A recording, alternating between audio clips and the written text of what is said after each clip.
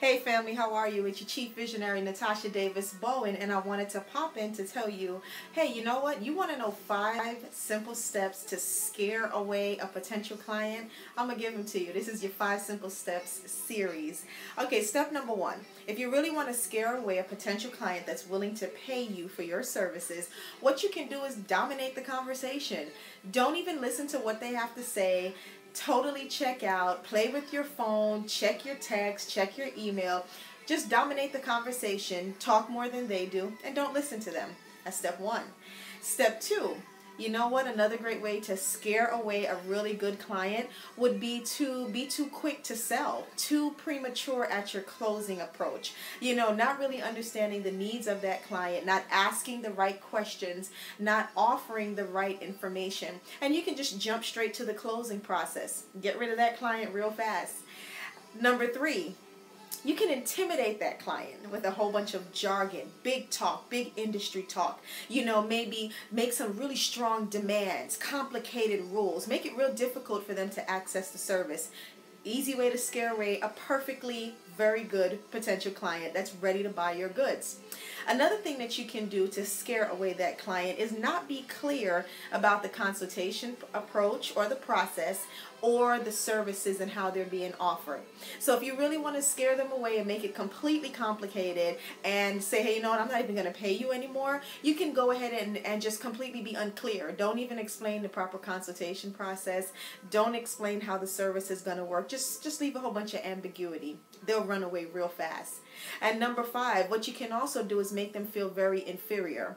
You can make them feel so small and so confused and feel silly and make them feel like, I can't believe you don't know this and that you have to hire me to do this. What?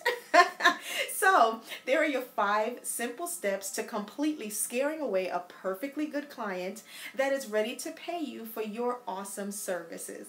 So let's think about that. If you think, I don't want to scare away a perfectly good client, so you know what? Don't dominate the conversation.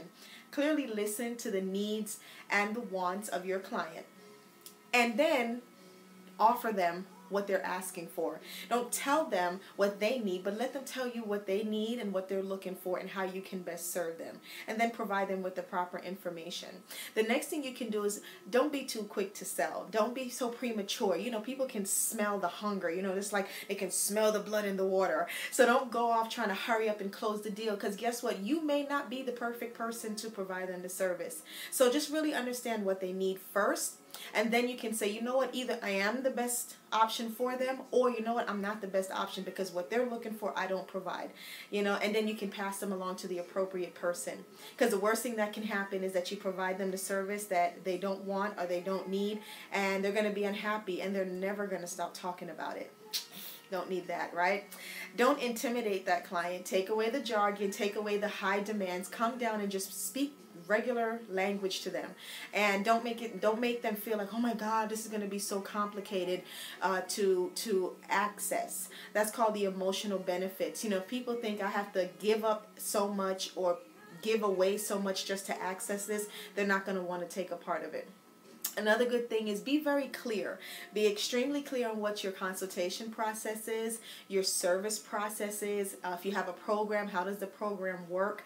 If there's a certain time frame, be really clear on how things work, and if they want to keep going, how they can keep moving. That'll make things real simple. So take away all the ambiguity. And do not make that client feel inferior. Be kind, be patient, be understanding when you're talking to them. Give them the opportunity to express themselves and their needs in their way. They may not use the proper terminology or the industry specific term, and that's, you know what, it's okay. Because allow them to say, here's what I really need and here's what I really want. Can you help me? And if you can help them, step up to the plate.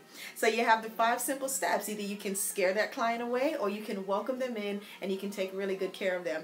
All right, it's your Chief Visionary with your 5 Simple Steps series. I'll see you soon. Make sure you log on to visionarypeoplearise.com to find out a little bit more about what we have going on. And if you haven't had the opportunity, follow us on Twitter at VisionaryPPL and on Facebook at Visionary People. Be productive, be progressive, and without any hesitation, be 100% successful. God bless you.